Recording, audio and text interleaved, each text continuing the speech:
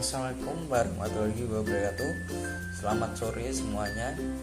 Saya Yeremia Lukiano Praditya, NIM 19020301023, akan menjelaskan tentang markets for factor of production.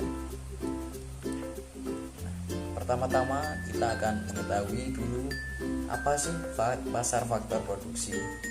Pasar faktor produksi adalah pasar yang menyediakan atau menawarkan berbagai faktor produksi, yaitu sumber daya alam, sumber daya manusia, dan juga modal atau keterampilan. Penawaran faktor produksi berasal dari rumah tangga konsumen dan permintaannya berasal dari rumah tangga produsen. Nah, ada pula macam-macam pasar faktor produksi. Yang pertama adalah sumber daya alam. Sumber daya alam merupakan faktor yang bersumber dari seluruh kekayaan alam yang dapat kita gunakan untuk proses produksi. Kemudian ada modal. Modal memiliki peran dalam mempercepat kelancaran proses produksi. Yang ketiga ada pasar input tenaga kerja. Tenaga kerja merupakan faktor penggerak produksi yang berperan untuk mengelola sumber daya yang digunakan. Yang terakhir ada kewirausahaan. Kewirausahaan adalah kelebihan dalam mengelola dan mengkoordinasi dari pasar-pasar produksi. Permintaan tenaga kerja. Dalam permintaan tenaga kerja, hal ini berfokus pada perusahaan yang menyewa tenaga kerja dan menggunakannya untuk menciptakan barang yang akan dijual nantinya. Dengan mempertimbangkan hubungan antara produksi barang dan permintaan untuk tenaga kerja. Pada prinsipnya, permintaan terhadap tenaga kerja muncul akibat adanya kebutuhan untuk tersedianya tenaga kerja tersebut. Oleh karena itu, di dalam kajian ekonomi, permintaan terhadap tenaga kerja dikenal juga dengan istilah derivative demand. Saya akan mencontohkan adanya gambaran sederhana mengenai jumlah tenaga kerja yang memiliki kemampuan untuk menjahit dalam industri garment.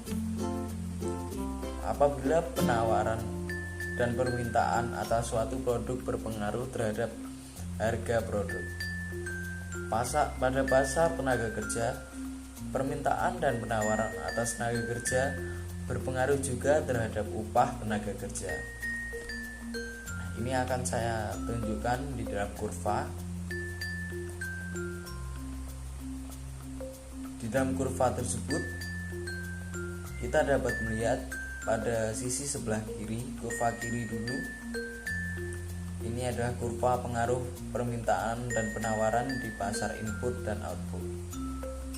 Pada gambar sebelah kiri, permintaan dan penawaran suatu produk atau output akan mempengaruhi besarnya harga dalam kasus ini pada titik P.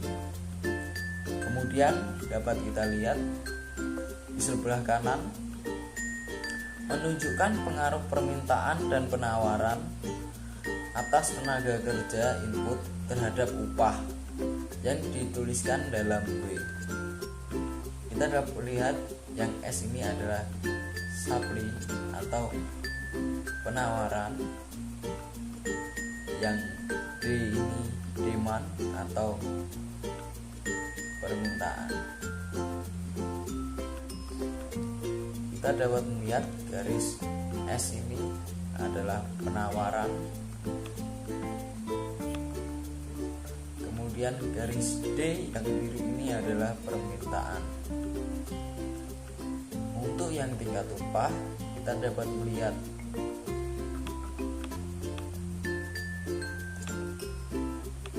titik permintaannya turun, kemudian untuk penawarannya naik.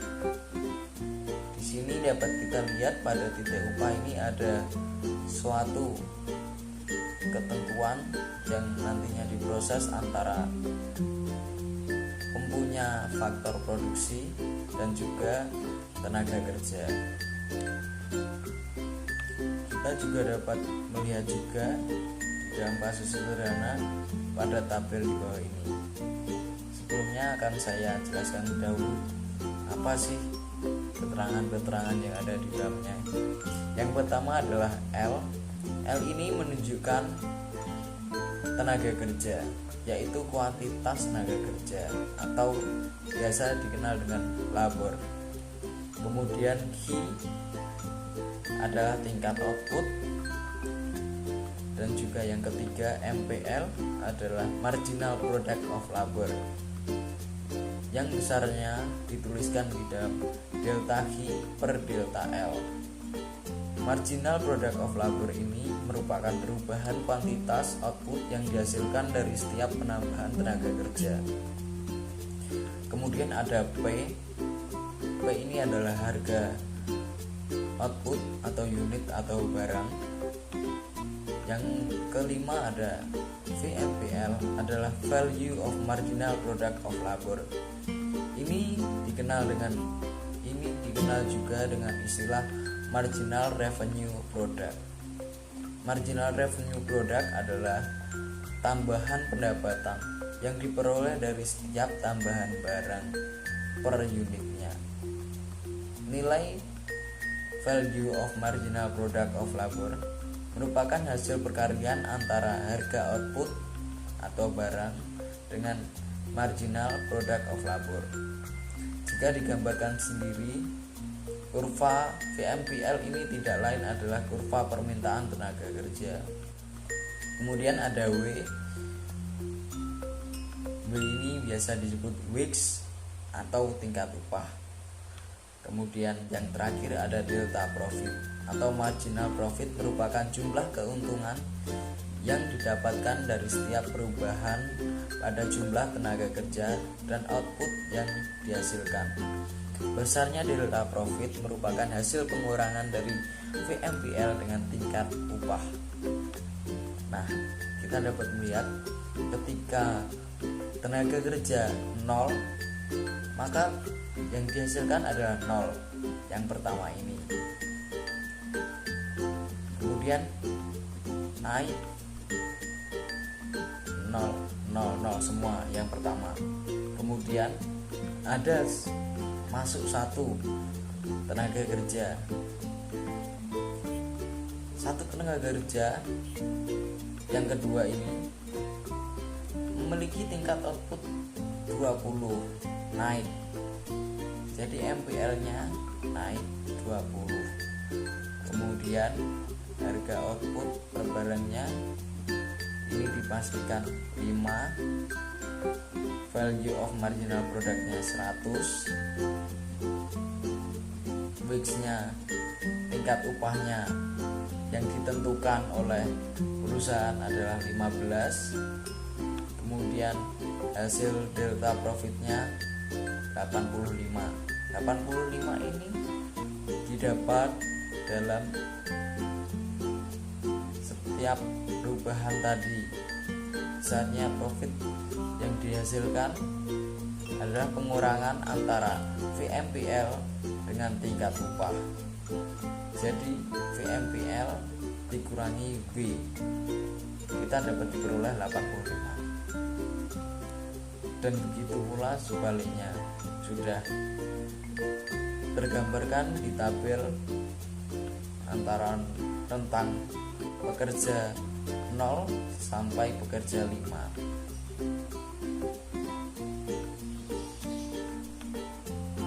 Kemudian ada fungsi produksi dan produk marginal tenaga kerja.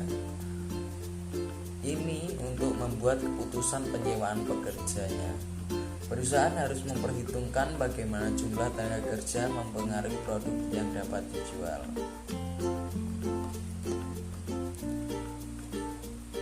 Berikut ini adalah contoh gambar pada slide ke-8 PPT saya, adalah kurva permintaan tenaga kerja.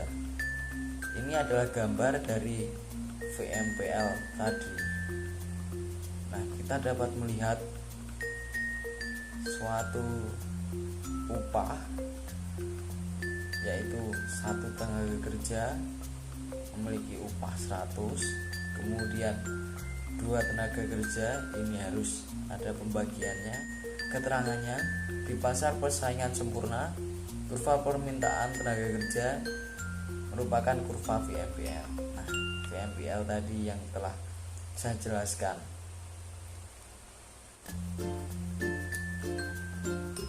Dari tabel itu kita bisa membuat kurva fungsi produksi atas faktor tenaga kerja seperti terlihat pada gambar ini.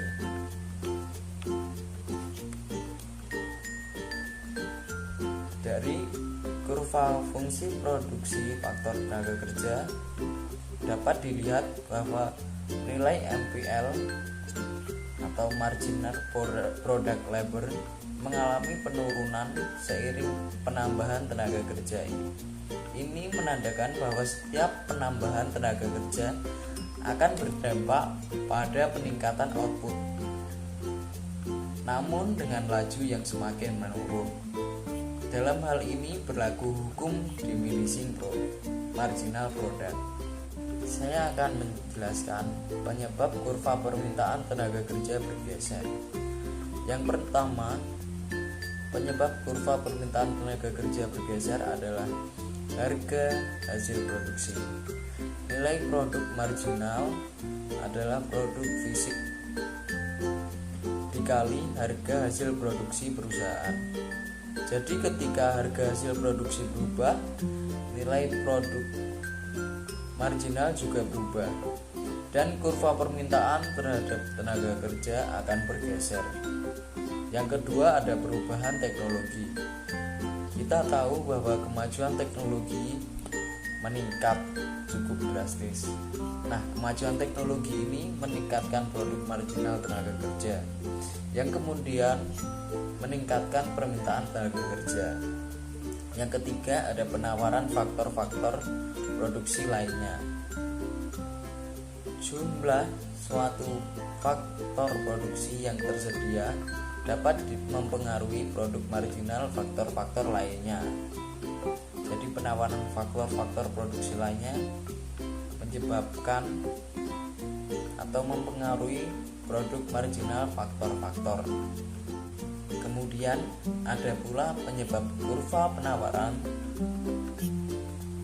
tenaga kerja bergeser. Yang tadi adalah penyebab kurva permintaan tenaga kerja bergeser. Yang pertama, penyebab kurva penawaran tenaga kerja bergeser adalah perubahan selera. Kita dapat melihat, saya telah membuat permisalan di perubahan selera ini. Contoh, pada tahun 1950, 34% wanita di Amerika Serikat bekerja atau mencari pekerjaan. Kemudian pada tahun 2000, jumlah tersebut naik 60%. Hal ini dikarenakan perubahan selera atau sikap terhadap pekerjaan yang mengakibatkan kenaikan dalam penawaran kerja. Jadi perubahan selera sangat menyebabkan kurva penawaran tenaga kerja ini bergeser. Yang kedua, ada perubahan kesempatan alternatif. Penawaran tenaga kerja bergantung pada kesempatan yang tersedia dalam pasar tenaga kerja. Nah, kesempatan ini merupakan salah satu juga penyebab kurva penawaran bergeser. Yang terakhir atau yang ketiga, ada imigrasi. Pergerakan para pekerja dari satu daerah ke daerah lainnya merupakan sumber yang jelas dan penting pada pergerakan penawaran kerja. Kita dapat lihat imigrasi ini banyak orang yang berpindah dari antara desa ke kota ataupun kota ke kota lainnya yang lebih besar, kemudian dari negara ke negara lainnya untuk kebutuhan hidup manusia lebih mendatang. Nah, ini dapat menyebabkan kurva penawaran kerja bergeser. Kemudian keseimbangan dalam pasar tanah dan modal. Harga beli tanah atau modal adalah harga yang harus dibayarkan oleh seorang untuk memiliki faktor produksi tersebut selamanya, yaitu tempuhnya atau pemilik dari faktor produksi ini membeli tanah untuk dijadikan modal. Kemudian yang kedua, harga sewa. Harga sewa adalah harga yang harus dibayarkan oleh seseorang untuk menggunakan faktor produksi tersebut untuk jangka waktu terbatas. Nah, ini biasanya dapat kita lihat dalam hitungan tahun per tahun. Untuk proses produksi ini dapat berjalan dengan baik. Nah, ini ada gambar dari pasar tanah dan modal. Kita dapat melihat permintaannya ini menurun, tetapi penawarannya naik pada harga sewa tanah. Nah, pada harga sewa modal ini permintaannya tidak begitu. Ini permintaannya hampir sama cekungannya dengan penawaran ketika harga sewa modal. Ketika kita membeli tanah, maka akan ada harga yang harus dibayarkan pada awal, yaitu harga pertama yang mahal. Dengan berbagai pertimbangannya, maka pemilik pasar produksi akan memilih untuk menetapkan harga beli tanah ketika sudah menyatakan produksi itu stabil permanen. Kesimpulan dari ini adalah setiap faktor tenaga kerja dan modal memperoleh nilai kontribusi marginal masing-masing terhadap proses produksi.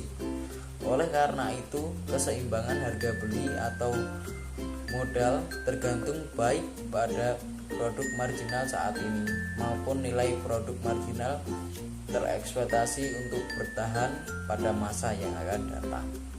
Terima kasih saya ucapkan. Bila ada salah dan kurangnya saya mohon maaf yang sebesar-besarnya. Saya akhiri. Wassalamualaikum warahmatullahi wabarakatuh. Selamat sore. Sampai jumpa di lain waktu. Stay safe.